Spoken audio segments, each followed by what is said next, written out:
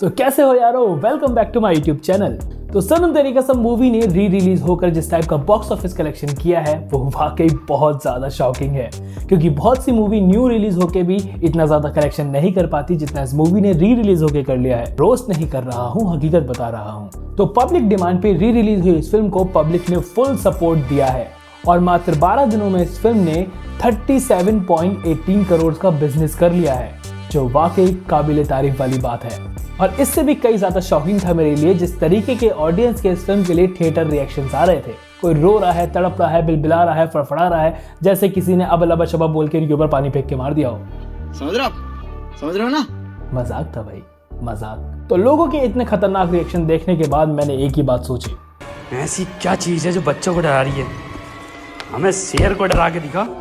तो बस इसी विचार और उसकी धारा के साथ मैं चला गया इस फिल्म को देखने और थिएटर में घुसते ही मैं देखता हूं कि एक री रिलीज मूवी का शो 70 से 80% ऑडियंस से फुल है। हालांकि मैंने थोड़ा ध्यान से देखा तो हाथों में हाथ डाले सारे निब्बा निब्बियां एक साथ बैठे हुए थे और उनको देखने के बाद मैंने सोचा कि मेरी निब्बी कहाँ है, पैदा हुई भी है या होना ही भूल गई।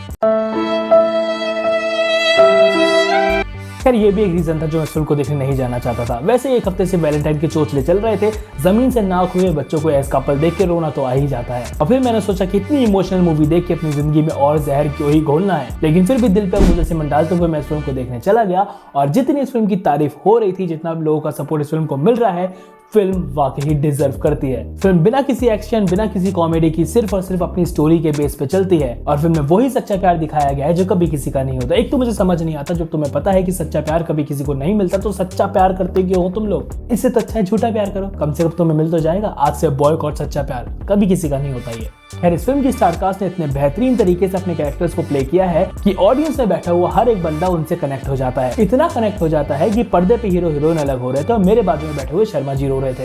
फिल्म के डायलॉग से ज्यादा मेरे आगे पीछे आजू बाजू से लोगों के रोने की सुरसुराहट सुनाई दे रही थी और मैं समझ नहीं पा रहा था मैं मूवी देखने आया हूँ या किसी के फ्यूनरल में आया हूँ। और इतना सब कुछ होने के बाद भी मेरी आंखों से एक आंसू नहीं निकला, बल्कि पूरी धाराएं बही हैं, लंबी लंबी। निब्बी नहीं है तो क्या हुआ, फीलिंग्स तो मेरे अंदर भी हैं। आपकी तरह मैं भी मायूस हूँ, लेकिन उम्मीद पर दुनिया कायम है। दिल दुखा है लेकिन टूटा तो नहीं है और उम्मीद का दामन छूटा तो नहीं है। और इस फिल्म की स्टोरी से भी ज्यादा मुझे कोई चीज खूबसूरत लगी तो वो थी इस फिल्म की हीरोइन मावरा हुसैन। 150 लड़कियों का ऑडिशन होने के बाद पाकिस्तान से मावरा हुसैन को सिलेक्ट किया गया और रीजन ये था क्योंकि वो रोते हुए भी बहुत ज्यादा खूबसूरत लगती हैं और इस फिल्म की डिमांड भी यही थी कि जो हीरोइन हो वो रोते हुए खूबसूरत लगनी चाहिए, क्योंकि आधी से ज्यादा फिल्म में वो रो ही रही है। और मैं इतना हैरान हूं कि इतनी सुंदर और टैलेंटेड एक्ट्रेस को इस फिल्म के बाद कोई और फिल्म कैसे नहीं मिली। क्या हुआ अगर वो पाकिस्तान से, क्या हुआ अगर उसके देश से हमारी थोड़ी सी दुश्मनी रही है तो हमारे पड़ोसी। मैं तो कहता हूँ हमें हमारे पड़ोसी से बना के रखनी चाहिए। और मावरा को देखने के बाद पता नहीं क्यों पाकिस्तान के लिए भी दिल में एक सॉफ्ट कॉर्नर सा फील करने लगा हूं मैं। बल्कि मैं तो कहता हूँ कि मावरा को बॉलीवुड में 25-30 फिल्में और करनी चाहिए। और अगर हीरो पाकिस्तान से होता तब भी तो यही कहता। तब शायद मेरी विचारधारा कुछ और होती।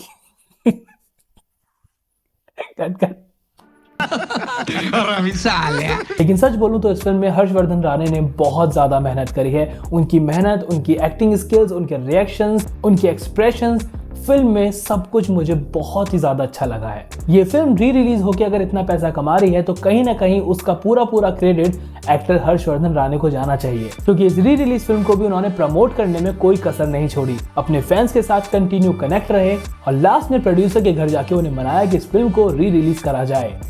और जो स्टारडम, जो पब्लिक का प्यार हर्षवर्धन राणे को इस वक्त मिल रहा है वो उन्हें 9 साल पहले ही मिल जाना चाहिए था। And I am really happy for him, क्योंकि हर्षवर्धन राणे एक वो एक्टर है जिनका कोई भी फिल्मी बैकग्राउंड नहीं है, यहाँ तक पहुंचे हैं तो सिर्फ अपने दम पर और अपनी एक्टिंग स्किल्स पर। इससे पहले उन्होंने साउथ की कई मूवीज करी हैं, लेकिन कभी भी उन्हें वो पहचान नहीं मिली जो उन्हें अब मिल रही है और इस शोहरत को, इस सपोर्ट को, इस प्यार को वो डिजर्व करते हैं। तो सनम तेरी कसम पार्ट 2 की भी बहुत सारी बातें चल रही हैं और जहाँ तक है बहुत जल्दी मेकर्स की तरफ से इसका सेकंड पार्ट भी अनाउंस कर दिया जाएगा। और पब्लिक की डिमांड पे ये फिल्म री रिलीज हुई है और पब्लिक की एक और डिमांड है कि इसके सेकंड पार्ट में हर्षवर्धन राणे के साथ श्रद्धा कपूर होनी चाहिए। तो आप कमेंट्स में बताओ कि आप इस फिल्म के सेकंड पार्ट में श्रद्धा कपूर को देखना चाहते हो या नहीं। और अगर ये वीडियो आपको एंटरटेनिंग लगी हो, अच्छी लगी हो तो इस चैनल को सब्सक्राइब करें, वीडियो को शेयर करें, लाइक करें और मैं मिलता हूँ आपसे नेक्स्ट वीडियो में। Keep give your love and support. Good bye.